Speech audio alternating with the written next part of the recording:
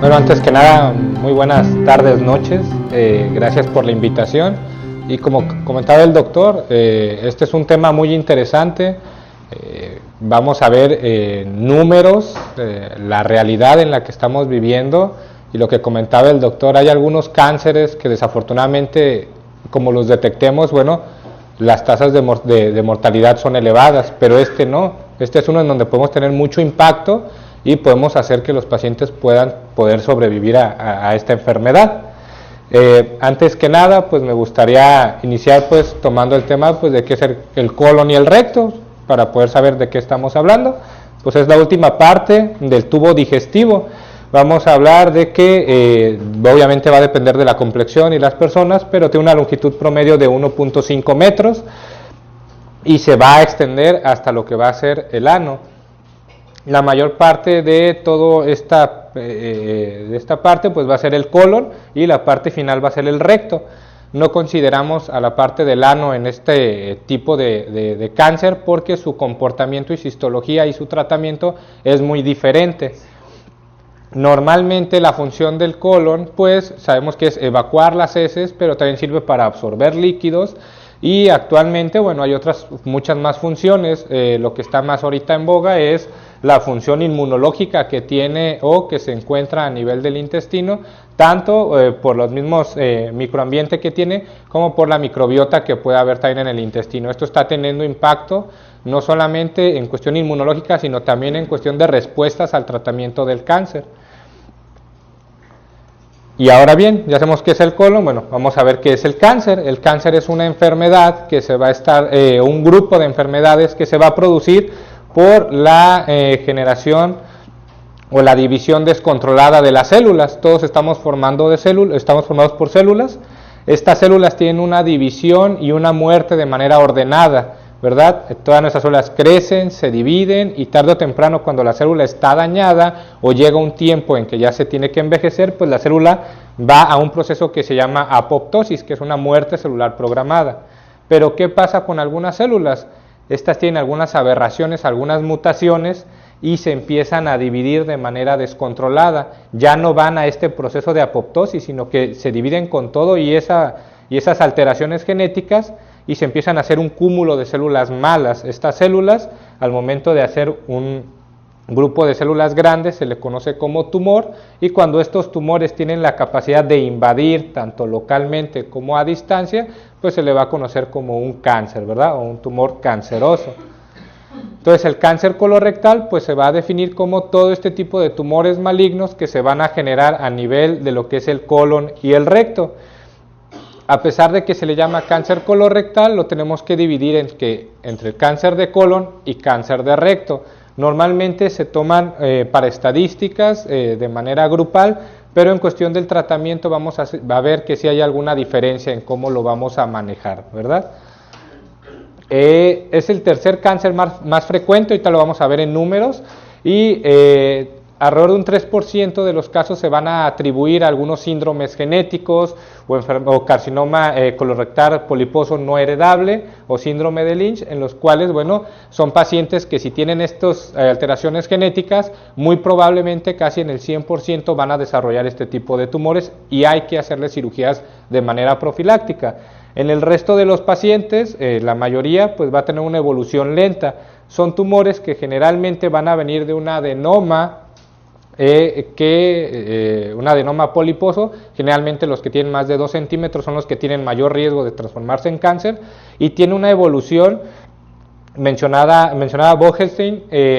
Fueron de los primeros modelos en cuestión de cáncer, en los cuales veía cómo iba a haber un cambio gradual de estas mutaciones en los pólipos, desde un epitelio hiperproliferativo, un adenoma temprano, un adenoma intermedio, un adenoma tardío, un carcinoma in situ y ya como tal un cáncer invasor y metástasis. Es de los cánceres que de manera general tienen un proceso ordenado en cómo van a ir evolucionando, ¿verdad? La ubicación de estos tumores pues va a ser generalmente el 18% van a aparecer en lo que es el colon ascendente, el 7% colon transverso, 5% colon descendente, 35% en el sigmoides y ya el resto, el 33% va a ser a nivel del recto. Entonces, como vemos, pues puede tener cualquier ubicación y obviamente los síntomas a veces pueden ser un poco vagos. Y eso lo vemos muchas veces cuando lo confundimos con que tiene colitis, ¿verdad? Pues sí, el colon básicamente me puede dar dolor en cualquier parte del abdomen, pero tenemos siempre que pensar a veces mal. Cuando es un dolor que ya lleva varios meses y no se me quite, ya me dio un tratamiento para la colitis, siempre hay que estar sospechando de que en alguno de estos puntos puede haber un tumor, ¿verdad? En cuestión de estadísticas, como les comentaba, tercer cáncer más común a nivel internacional y desafortunadamente segunda causa de muerte por cáncer a nivel internacional también. Parecería poco cuando yo les digo 1.8 millones de casos diagnosticados el año 2018 a nivel internacional, pero cuando ya lo vemos en cuestiones de números por tiempo, vemos que hay 205 casos nuevos por hora. ¿Qué quiere decir? Que cuando acabe esta plática, pues va a haber 205 casos nuevos detectados de cáncer y 70 pacientes van a estar falleciendo por esta enfermedad en el mundo. Entonces vemos que tiene un gran impacto. Y no es una enfermedad que se pueda decir que es propia de países industrializados, que solamente por la dieta, no. Realmente si nos vamos a cualquier parte del mundo, generalmente pues va a estar dentro de los primeros 3 lugares, tanto en hombres como en mujeres, el cáncer de colon y recto. Entonces es una enfermedad global. A veces se ha intentado evaluar si los pacientes de Asia, que generalmente su dieta es un poquito mejor que la que podíamos tener en Norteamérica, pero los pacientes de todas maneras tienden a tener esas mismas incidencias en cuestión del cáncer de colon y recto. En México, bueno, no somos ajenos a lo que pasa en el mundo. Tan solo en el 2018, 10.500 casos nuevos aproximadamente y cerca de 5.700 muertes en el año del 2018. Entonces esos son números realmente alarmantes. Es un problema de salud pública actualmente el cáncer y en el caso del cáncer colorectal, pues lo vemos todavía mayor. Ya vemos aquí en México 28 casos nuevos al día y 15 fallecimientos al día por esta enfermedad. Y todavía aún peor para la zona en la que estamos, en el noreste del país se concentra el 30% de los casos. Y ahorita vamos a ver en los factores de riesgo por qué es que nos va tan mal ahí, ¿verdad? Cuando vemos en cuestión de por edades y por razas, vemos que no importa si somos blancos, si somos de hispanos, si es raza negra, realmente todos se elevan a partir de los 45 años, que era lo que comentaba ahorita el doctor. Es rarísimo, generalmente vamos a ver poquitos casos antes de los 45 años y van a estar relacionados con enfermedades ya genéticas. El resto de la población lo va a empezar a aparecer a partir de los 40, 45 años y eso es algo que es muy importante porque parte de los cambios para la detección oportuna, para el tamizaje de esta enfermedad, comienzan con estas estadísticas. Hace unos años se pensaba que era una enfermedad de personas ya más avanzadas, de edad grande, y se recomendaba la recomendación de hacer el tamizaje entre los 55 y 60 años de edad. Ahorita no, ahorita ya vimos que a partir de los 40 45 empieza a haber problemas y hay que detectarlo a tiempo. Factores de riesgo, ¿qué quiere decir? Esas circunstancias o esos elementos que si los tengo, mi posibilidad de padecer el cáncer aumenta, pues son varios. En este caso, este es uno de los cánceres que son más prevenibles en cuestión de cambios en nuestro estilo de vida. El principal pues es la edad, este no lo podemos cambiar, todos vamos a envejecer y como veamos, a partir de los 45 años nuestro riesgo empieza a aumentar. La alimentación, y ahorita vamos a ver qué propiamente de la alimentación, pues básicamente las carnes rojas, alimentos muy procesados, una dieta baja en fibra, me va a afectar o me va a aumentar el riesgo de cáncer. La obesidad, todo lo que genera un estado proinflamatorio en mi cuerpo, sabemos que la obesidad va a generar esas capas de grasas que se generan alrededor de los órganos de manera interna, están haciendo un proceso inflamatorio de manera constante y crónico en nuestro cuerpo y eso también va a aumentar el riesgo, no solamente de cáncer de colon y recto, sino prácticamente de todos los tipos de cáncer. Un estilo de vida sedentario y diabetes, esto va pues prácticamente todo en conjunto, ¿verdad? El fumar, el tabaquismo es también la principal causa de cáncer en general de todos los tipos de cáncer. Antecedente de algunos pólipos colorectales, como ya habíamos visto, los que esos pólipos tienen características de adenomas mayores a 2 centímetros, pues tengo mayor riesgo. O si algún familiar mío tuvo cáncer de colon y recto. Todas las enfermedades inflamatorias del intestino también van a aumentar mi riesgo de padecer cáncer de recto.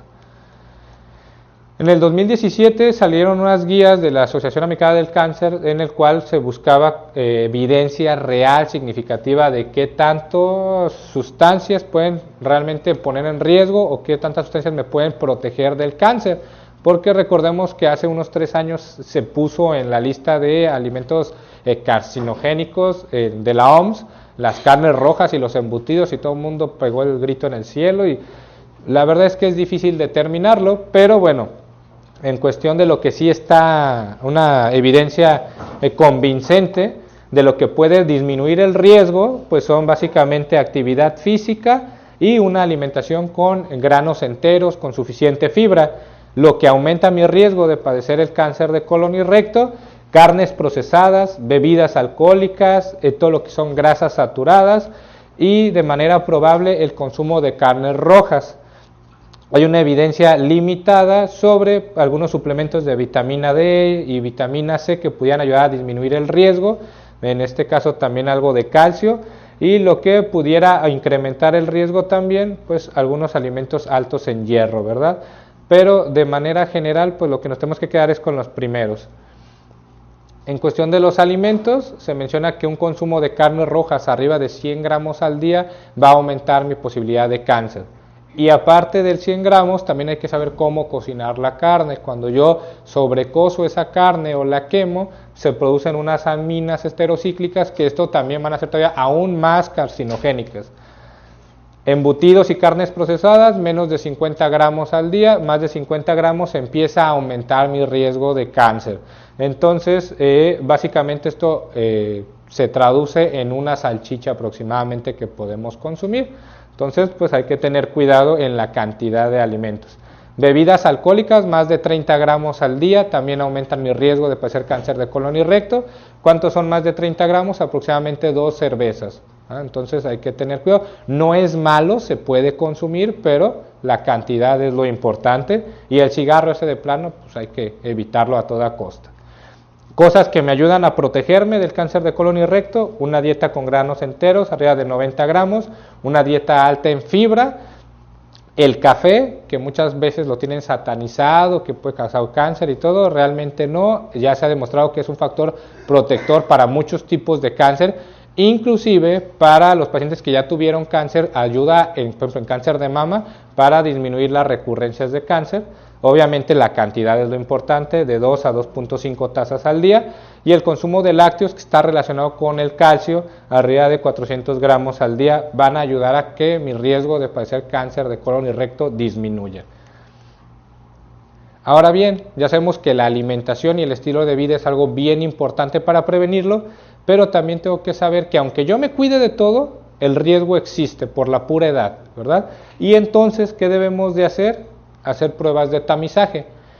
Pocos son los cánceres que podemos hacer una prueba de detección oportuna y que impacte realmente en la sobrevida del paciente, ¿verdad? Hay muchos otros estudios que se han hecho, por ejemplo, en cáncer de pulmón, de tratar de hacer tomografías a los pacientes cada año, y realmente no se ha demostrado que esto tenga un impacto en que vivan más los pacientes. Pero en algunos casos, como cáncer de mama con las mastografías, cáncer de próstata, o en este caso como cáncer colon y recto, sí tiene mucho impacto y podemos detectarlo a tiempo. Básicamente existen 2 tipos de pruebas que podemos hacer. La primera son exámenes visuales, ya sea por medio de estudios directos, que son las colonoscopías, o en algunos casos con medio de estudios de imagen, como son las tomografías que hacen reconstrucciones a nivel de lo que es el colon y el recto. Y las 2 segundas son las pruebas que analizan las heces fecales y podemos determinar si hay ciertas características que nos arrojen de que hay un tumor allá adentro, ¿verdad?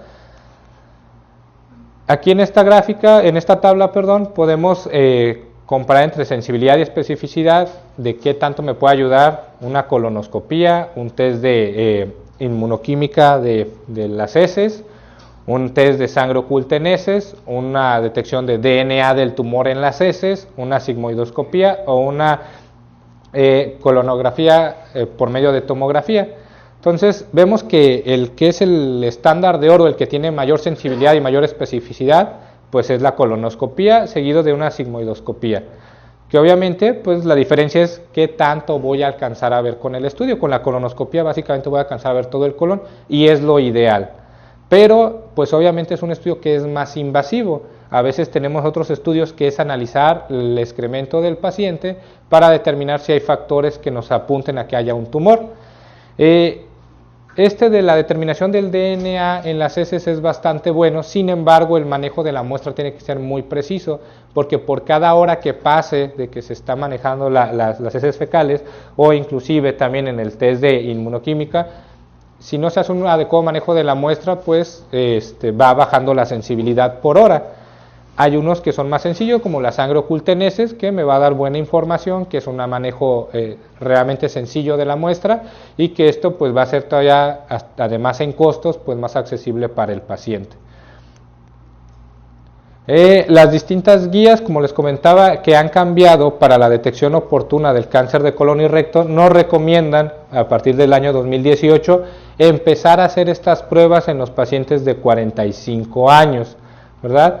Obviamente, y vamos a ver ahorita, cuando los pacientes tienen un riesgo más alto de padecer esta enfermedad, pues se pueden empezar a hacer estas pruebas inclusive a los 40 años.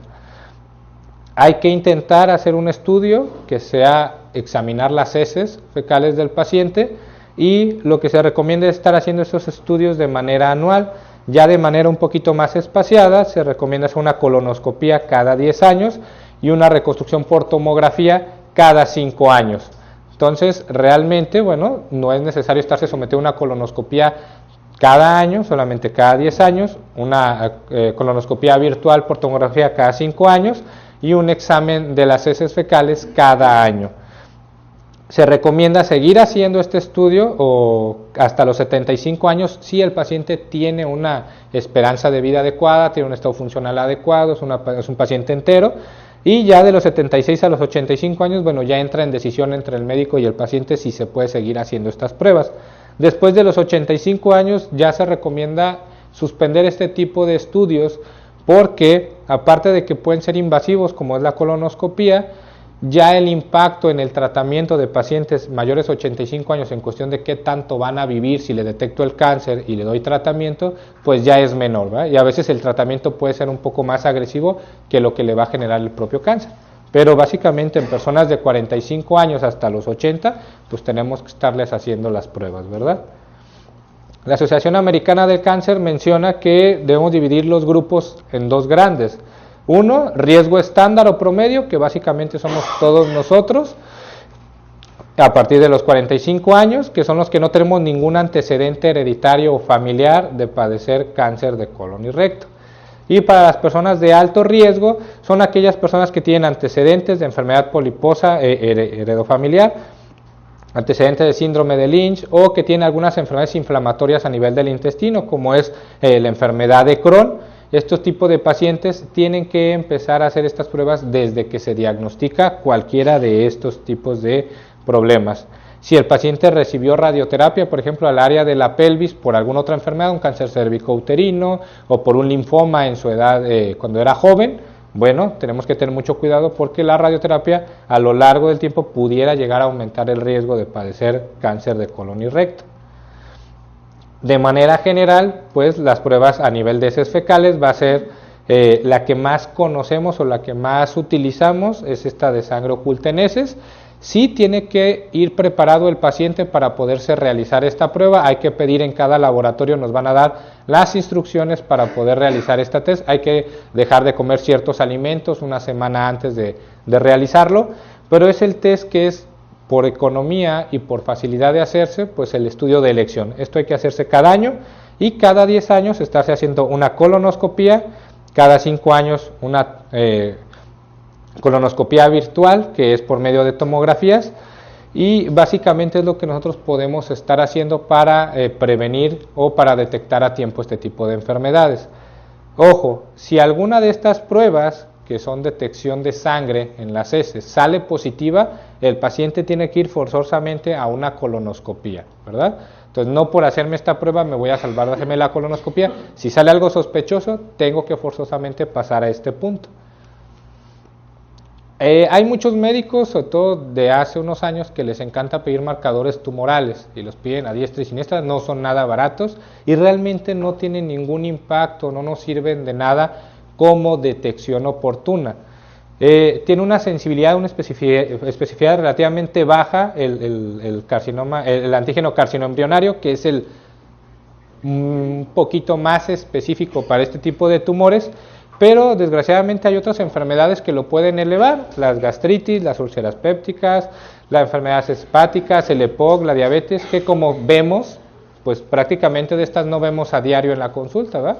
O sea, es el 90% de las consultas. Entonces, pues estos pacientes muy probablemente van a salir con algunas elevaciones del antígeno carcinoembrionario y lo único que nos va a generar van a ser más dudas que certezas. CA19-9 todavía mucho menor especificidad para lo que se ocupa. Entonces realmente no hay que hacer marcadores tumorales para los pacientes con intención de detectar un tumor. Si el paciente ya se detectó, se hizo la biopsia, se encontró el cáncer de colon y recto, entonces ahí sí es conveniente tomar esta muestra porque nos pueden servir como pronóstico o para dar un seguimiento al paciente a lo largo del tratamiento, cómo va disminuyendo o cómo va elevando este marcador una vez que ya se detectó el cáncer. Pero solamente se van a solicitar los marcadores tumorales cuando el paciente realmente tiene ya el diagnóstico de cáncer de colon y recto. La presentación clínica va a variar. Los pacientes normalmente se pueden presentar con signos y síntomas sospechosos, que van a depender del sitio donde esté creciendo el tumor. Pacientes asintomáticos, que esperemos que cada vez sean mayor, que se van a detectar por medio de tamizaje, y normalmente van a estar sin síntomas, ¿va? Porque la sangre oculta en heces, ese es el chiste, encontrar la sangre antes de que haya un sangrado como tal, una hemorragia. Y desafortunadamente los que tienen peor pronóstico son los que se presentan ya como una urgencia con obstrucción intestinal o con rectorragias muy intensas. Estos pacientes, bueno, llegan, se investiga rápido qué tiene, pero desafortunadamente son los que van a tener un peor pronóstico, independientemente de la etapa clínica. Puede ser una etapa 2, pero que haya iniciado con una obstrucción intestinal y el pronóstico va a ser peor para el paciente. Entonces, ¿qué es lo que estamos buscando? Detectar a los pacientes asintomáticos por tamizaje. Los síntomas más comunes, pues cambios en los hábitos intestinales. Si una paciente está haciendo bien del baño y empieza con estreñimientos o empieza con diarreas, puede ser uno u otro, o empieza a hacer las heces de un calibre menor, bueno, hay que ver qué está sucediendo. Presencia de sangre en las heces, obviamente nunca es normal tener sangrados en ningún sitio y pues menos a nivel de las evacuaciones. Dolor abdominal continuo, lo que comentamos, el clásico dolor que dice, no, es que es colitis, es colitis, es colitis. Bueno, si yo ya llevo un mes, 2 meses y no se me ha quitado, tengo que empezar a pensar mal. Cansancio o fatiga crónica, ¿por qué? El tumor por sí solo pues puede generar ciertas sustancias que me van a generar fatiga, pero también ese sangrado que empieza a tener a nivel de tubo digestivo, que pueden llegar a ser hasta 7 mililitros de sangre por día, pues a la larga me va a generar una anemia. Se menciona que alrededor del 20% de los pacientes presentan anemia como síntoma o como presentación clínica inicial. Entonces estos pacientes con síndrome anémico pues van a estar cansados o fatigados y una pérdida de peso sin causa aparente para las lesiones que ya son mucho más avanzadas. Entonces ojo con esos síntomas. Son en cuestión de signos y síntomas, pues los que tienen mayor especificidad, básicamente son los que tienen que ver con el sangrado y con la constipación, los más importantes. Hay que tener algunos diagnósticos diferenciales, obviamente no todo el sangrado por el recto es cáncer, no todas las obstrucciones son cáncer, pero siempre es bueno descartar lo más grave, ¿verdad? Algunos tumores malignos como los linfomas o sarcoma de Kaposi en pacientes sobre todo con VIH hay que tenerlo en cuenta, pero hay otras lesiones benignas como lipomas inclusive a nivel intestinal o algunas infecciones que también me pueden dar síntomas similares a lo que sería una obstrucción por el cáncer de colon y recto. Entonces siempre hay que pensar en todas las posibilidades. El diagnóstico siempre se va a dar por medio de la biopsia. Este es otro punto a favor de la colonoscopía, ¿verdad? Todos los que van a cumplir 45 años regálense una colonoscopía de cumpleaños o algún familiar.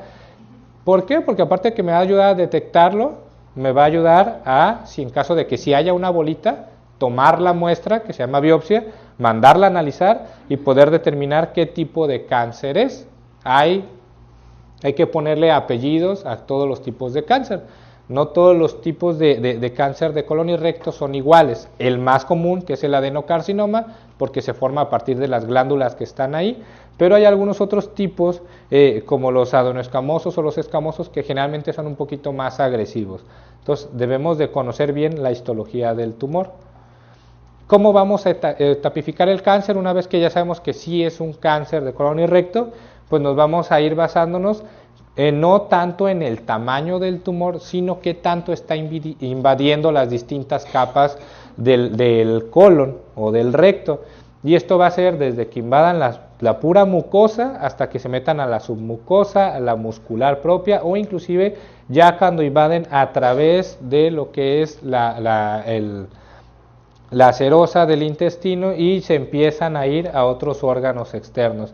Y este tipo de tumores obviamente pues tienen un peor pronóstico, y la otra es que también el riesgo de actividad ganglionar pues empieza a ser mayor. Entonces, para tapificar un cáncer de colon y recto debemos de ver qué tanto está invadiendo el tumor, qué tantos ganglios están afectados y obviamente descartar que no haya metástasis al inicio del diagnóstico. Aquí de manera general podemos dividirlo entre etapas desde la 1 hasta la 4, y pues lo que nos vamos a basar es la extensión del tumor, si hay o no hay ganglios y si hay o no hay metástasis. Para eso es necesario hacer algunos exámenes o algunas pruebas para determinar si hay o no hay enfermedades, y ahorita lo vamos a ver cuáles son las principales. Algo que comentaba el doctor al inicio que es muy importante es ¿de qué me sirve detectarlo a tiempo? Pues ¿de qué me sirve? De que los pacientes que se detectan en etapas iniciales pues van a lograr tener una sobrevida mucho mayor. Básicamente a los 5 años todos los pacientes en etapas 1 van a estar vivos, ya en etapa 2 pues probablemente el 80% van a estar vivos, pero si yo lo detecto ya un tumor muy avanzado en etapa 4, pues prácticamente ningún paciente, todos se van a estar muriendo entre el primero y segundo año del diagnóstico, con todo y tratamiento. Entonces, pues, ¿qué tenemos que hacer? Detectar los tumores siempre en etapas iniciales para poder impactar en la sobrevida. Los estudios que se pueden hacer, lo más común o el ideal es hacer una tomografía contrastada, porque eso nos va a ayudar a determinar, bueno, parte de cómo está el tumor, a determinar también cómo están los ganglios, y también en el caso de la tomografía trifásica a evaluar en el hígado si hay lesiones metastásicas. Debemos de saber que el cáncer de colon y recto, después de los ganglios, el sitio principal de metástasis es el hígado. Entonces, con esto podemos descartar si no hay enfermedad en otros sitios. En algunos casos, la resonancia magnética nos puede dar un poquito de más información para ver la extensión del tumor a través de lo que es el recto, pero realmente es un poco limitado, pues, o es costo-beneficio, es mejor hacer una tomografía. El PET también puede ayudar, pero no es el estudio ideal por cuestión de costos y porque no muestra una superioridad evidente al momento de tapificar el cáncer a comparación de la tomografía contrastada. Y se recomienda en algunos casos de sospecha, bueno, realizar también una tomografía o una radiografía de tórax para descartar que haya enfermedad a nivel pulmonar. ¿Cómo vamos a tratar el cáncer de colon y recto? Pues tenemos que recordar que el tratamiento del cáncer de manera general debe de ser integral, que es algo que hemos estado abogando para que la gente empiece a conocer este sistema de tratar el cáncer. Es una enfermedad realmente compleja que ya no se puede tratar por un solo médico, necesitamos que varios médicos podamos observarla. De manera general, pues las principales ramas del tratamiento del cáncer pues es la cirugía, normalmente es el pilar del tratamiento, y la radioterapia y la quimioterapia. Ya ahorita también hay algunas terapias blanco o lo que está ahorita más en moda, que es la inmunoterapia, que básicamente lo maneja el oncólogo médico, que es el especialista en las terapias sistémicas, ¿verdad? Todo tiene que ser de una manera integral. En cuestión del cáncer de colon, de manera muy general, bueno, lo vamos a dividir el tratamiento por etapas. En una etapa inicial, el tratamiento debe de ser la cirugía, si es posible realizarla. En una etapa ya más avanzada tendrá que ir a cirugía y valorar con base a los hallazgos que haya en el reporte de patología si el paciente necesita quimioterapia de manera complementaria. Esto va a ser con base a algunos efectos o algunos factores que va a tener el paciente, y la quimioterapia la va a determinar el oncólogo médico. Etapas 3, que ya son tumores más avanzados y con ganglios, tienen que ser a una cirugía. Esta cirugía tiene que ser realizada por un cirujano oncólogo, y la quimioterapia tiene que ir prácticamente en todos los casos de una etapa 3.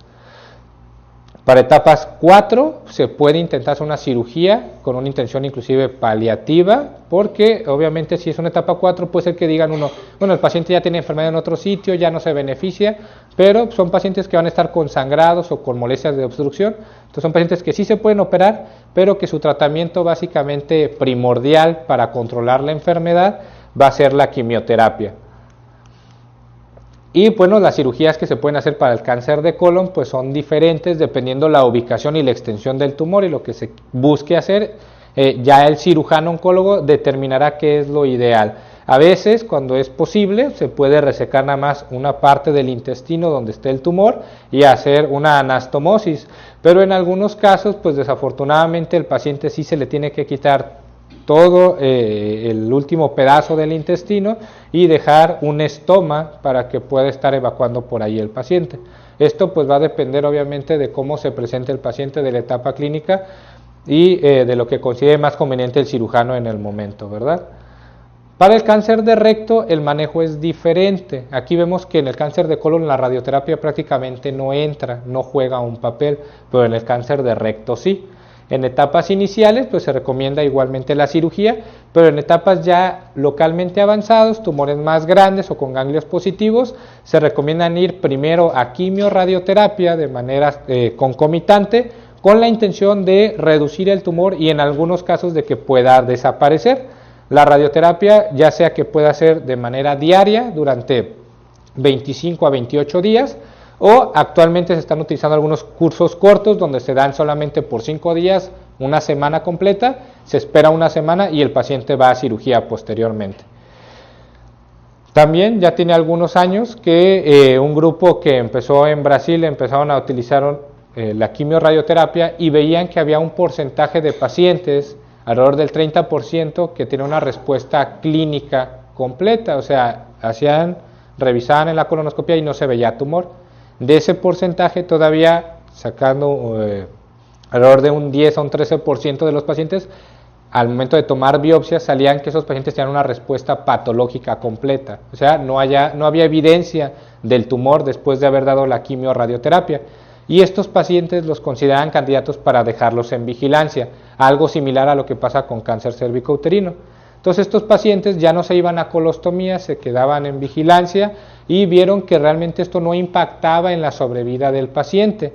Obviamente hay que tener mucho cuidado en la selección adecuada de los pacientes que pueden omitirse la cirugía, y son pacientes que tienen que tener un seguimiento muy estricto con resonancias, con colonoscopías cada cierto tiempo. Pero bueno, es una opción que se está generando para algunos pacientes que tienen respuesta completa al tratamiento con quimio-radioterapia. En enfermedad metastásica, obviamente, como vemos, lo principal va a ser dar quimioterapia, pero cuando son lesiones que nosotros llamamos oligometastásicas, o sea que son de 1 a 5 lesiones a nivel hepático, el paciente puede beneficiarse de una cirugía que retire estas metástasis, o con algunas técnicas de radioterapia que se llama radiocirugía, que pueden tratar esas metástasis en el hígado, y entonces el paciente vuelve a tener un pronóstico similar a un paciente con una enfermedad localmente avanzada sin ser una enfermedad metastásica. O sea, hace que los pacientes que generalmente conocíamos como metastásicos, que eran incurables, bueno, están empezando a tener una mejor esperanza de vida. El tratamiento normalmente de quimioterapia también ha sido donde ha habido muchos avances. Fue donde se empezaron a utilizar quimioterapias de manera oral, que son la pastilla de la capecitabina, que es muy conocido por muchas personas, que básicamente es lo mismo que las fluoropidimidinas que se ponían por infusión intravenosa, y obviamente esto es mucho más cómodo para el paciente. y es también donde se empezaron a ver algunos medicamentos de terapias blanco que limitaban la generación de vasos sanguíneos en el tumor, como es el bevacizumab, y eso también fue donde se empezó a ver que tenía más impacto en sobrevida utilizando este tipo de medicamentos. Una vez que el paciente ya pasó por una enfermedad de este tipo, bueno, hay que tener un seguimiento. Las consultas médicas se recomienda que sean cada 3 a 6 meses y la colonoscopia va a ser dependiendo si el médico lo considera necesario. Se puede hacer inclusive cada año o cada 3 años dependiendo las características de cada paciente. Y los estudios de imagen igualmente se pueden estar haciendo de manera anual si es que así se consideran. Y los exámenes de sangre, bueno, lo que se puede estar haciendo para el seguimiento, como habíamos mencionado, el antígeno carcinoembrionario en caso de que el paciente haya mantenido una elevación al inicio del diagnóstico. Ya para finalizar, algunas de las recomendaciones de manera general que hacen las agencias que investigan el cáncer a nivel de la OMS, a nivel de Estados Unidos, es la primera, pues que tenemos que tener un peso sano, ¿verdad? Mantenemos a nuestro peso sano. Esto lo vamos a lograr por medio de actividad física, 30 minutos diarios, un consumo rico de cereales y fibra, de frutas y verduras, un consumo limitado de carnes rojas, de alimentos procesados, de refrescos, de bebidas azucaradas, un consumo limitado de lo que son bebidas alcohólicas. Las mujeres que dan pecho, pues la lactancia es muy importante, y en el caso de los suplementos se recomienda no utilizar suplementos que digan que previenen el cáncer. ¿Por qué? Porque pues, aparte de que van a generar una toxicidad financiera al paciente, pues también pudieran dañar de alguna manera su hígado o su riñón, y pueden también hacer que el paciente se pueda confiar y dejar de atenderse a hacer sus pruebas que realmente sean necesarias. Todas estas recomendaciones que hacen las distintas agencias es con la intención de los pacientes que no tienen cáncer, que tienen cáncer y están en tratamiento, o que ya pasaron por una enfermedad de este tipo. Ya para terminar, me gustaría generarles la inquietud. Bueno, para los que somos médicos, bueno, podemos buscar información, sabemos que hay distintas bases de datos, pero a veces para los que no son médicos, los que han tenido un familiar, o por ejemplo aquí hay personal administrativo, hay muchas guías para cáncer de colon y recto que son gratuitas, que las podemos descargar de internet, que nos dan muchísima información y que vale la pena estarlas leyendo, así como a veces vemos chismes en el Facebook o cosas así. Estas son cosas que no nos llevan a lo mejor más de una hora a leer una guía completa de estas, y voy a salir aprendiendo mucho, y obviamente esto va a ayudar a estarlo compartiendo con demás personas. En el caso de las personas que tienen cáncer, la NCCN en Estados Unidos tiene guías muy puntuales para cada una de las enfermedades, y estas sí son muy recomendables. ¿Por qué? Porque al paciente le dice dónde está su enfermedad, en qué etapa está, qué tratamiento es el ideal, y con esto el paciente informado pues puede estar cuestionando a su médico y lograr obviamente una atención mucho mejor y cada vez más capacitada, y esto nos hace a los médicos también estarnos poniendo a la vanguardia, porque estas guías las están actualizando prácticamente 3 o 4 veces al año, entonces eso es muy importante. Obviamente la invitación pues para que nos conozcan en cuestión de oncológicos, pues saben que estamos en Boulevard del Maestro, a un ladito de Soriana Hidalgo.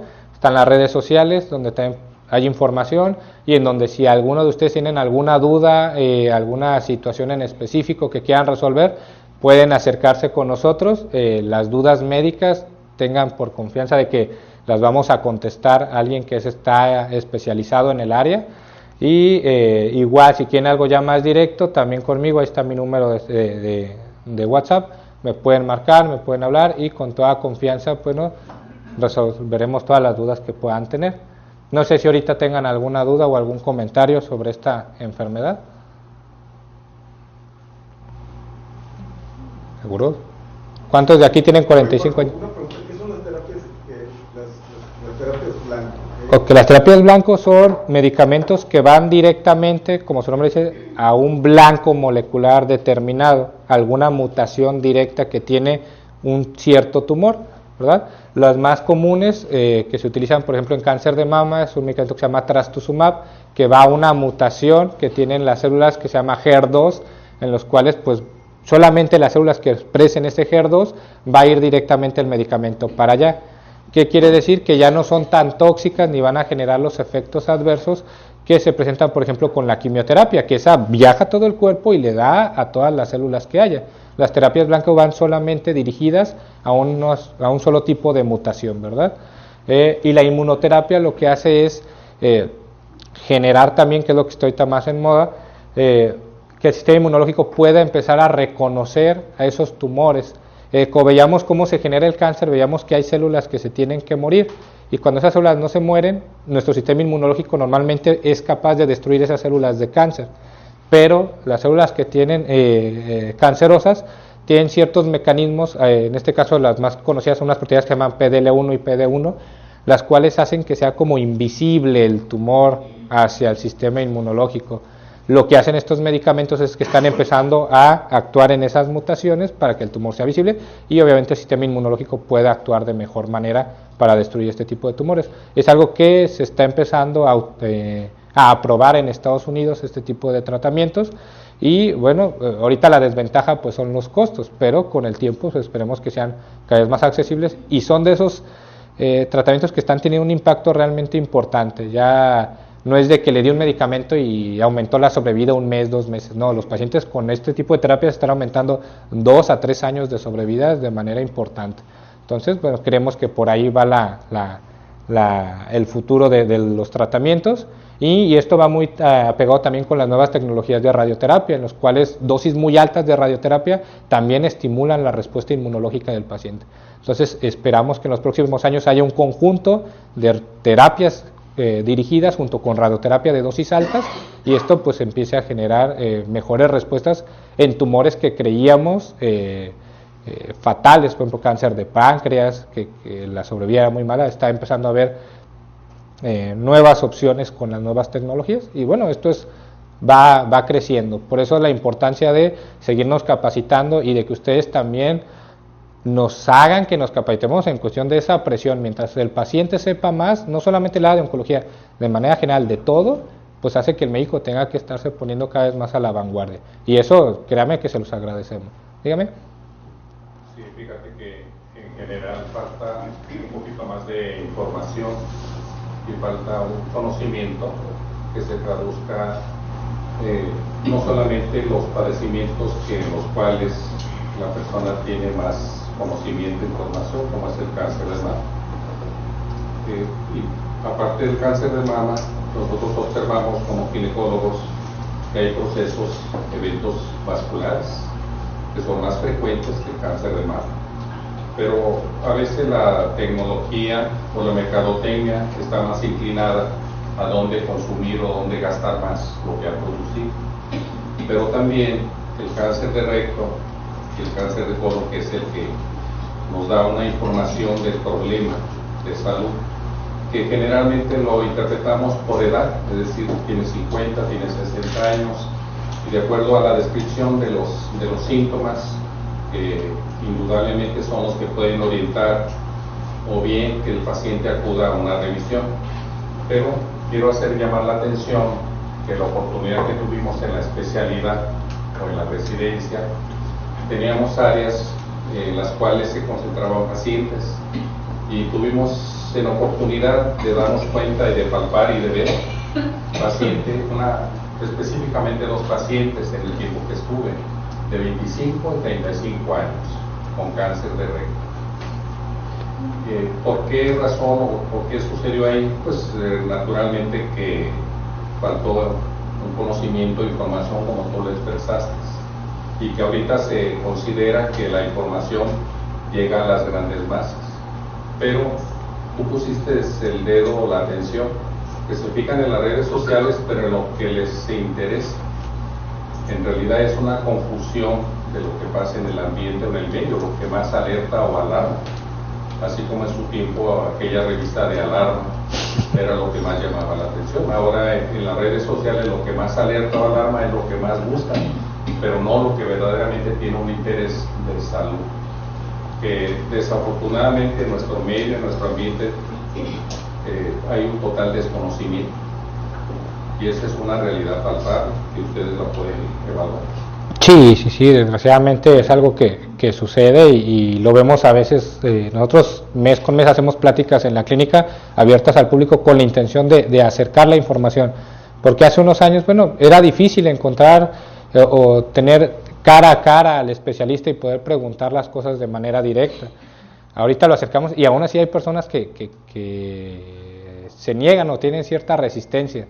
Pero bueno, ese es nuestro trabajo en cuestión de educación para la salud, seguir haciendo picando piedra y ir generando ese conocimiento, ¿verdad? Obviamente pues es algo que va a llevar tiempo. Hay que también ver en cuestión con mercadotecnia las maneras en que podemos impactar con este tipo de cosas, porque como usted dice, hay algunos cánceres con cáncer de mama que hay mucha investigación, que hay mucho dinero, pero hay otros tumores que, como vimos, están matando más personas, como cáncer de colon y recto.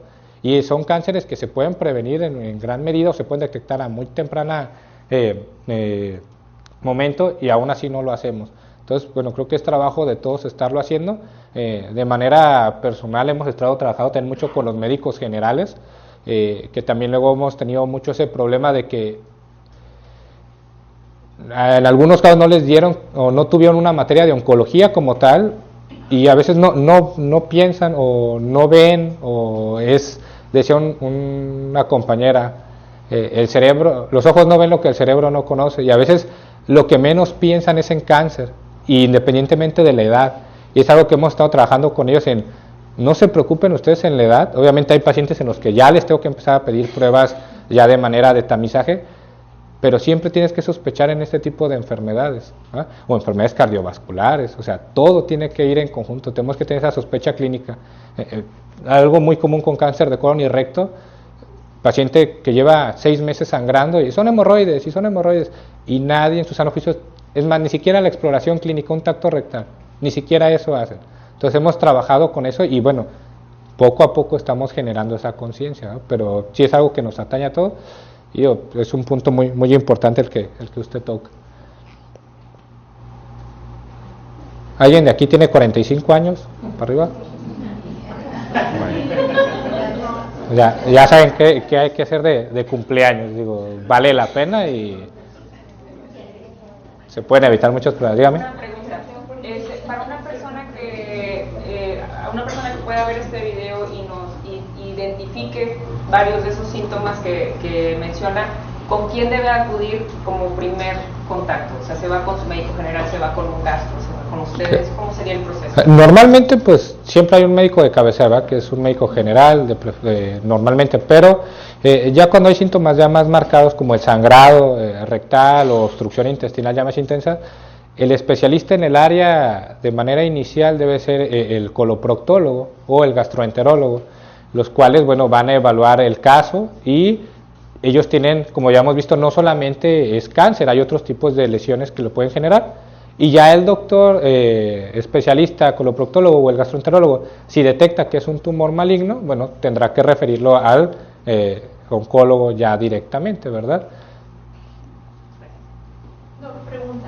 Ahorita mencionaba, para el tamizaje, el primer estudio va a ser sangre oculta en heces. Posteriormente, si ahí hay algo dudoso, entonces... Si sale positivo, va a colonoscopia. Colonoscopia directa, no es un TAC y luego colonoscopia. No, colonoscopia. Todos los estudios que salgan positivos van a colonoscopia.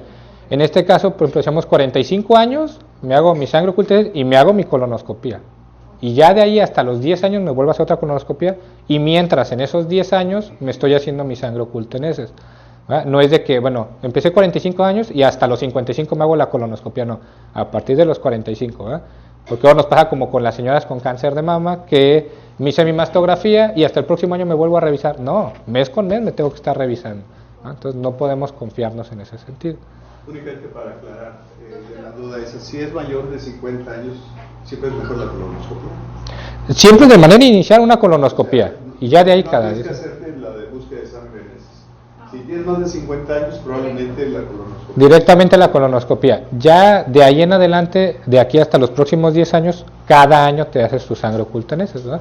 Nada más. Actualmente tenemos la promoción de sangre oculta en heces, identificando el tema, ¿verdad? Entonces, Nada más, sí hay que ver, por ejemplo, cuando hagan la promoción o cuando la gente vaya a hacerse el estudio, en cuestión de la química en el laboratorio, que explique bien la preparación, porque tienen que dejar de comer ciertos alimentos, hay que tener ciertos cuidados, porque luego salen falsos positivos y a veces pues estamos haciendo estudios de más, ¿verdad? Simplemente informar bien al paciente la preparación adecuada para el estudio. Y hay que tener también en cuenta un dato, o sea, estás hablando específicamente cuando solo hay sangrado. El otro punto, porque a veces hay sangrado, está acompañado de dolor abdominal o hay distensión, entonces son datos clínicos que, o sea, si bien es cierto están acompañados, a veces no, de primera intención no vas directamente a una colonoscopia, sino que tendrías que pensar en algún otro estudio alterno. A lo que se está refiriendo el doctor, y para ser muy puntuales, es solo el sangrado. Si tienes solo sangrado colorectal, sin ningún otro síntoma, entonces sí vas directo a la... Sí, si hay otros síntomas que te apunten a otro tipo de enfermedades, bueno, hay que ir, por ejemplo, en este caso lo que comentaban con el gastroenterólogo o el coloproctólogo, y él, bueno, ya en cuestión de experiencia clínica estará buscando otras opciones diagnósticas, ¿verdad? Y en este caso a veces, como les comentamos, no necesariamente se tiene que ser tan invasivo, al menos que sea muy necesario, ¿verdad?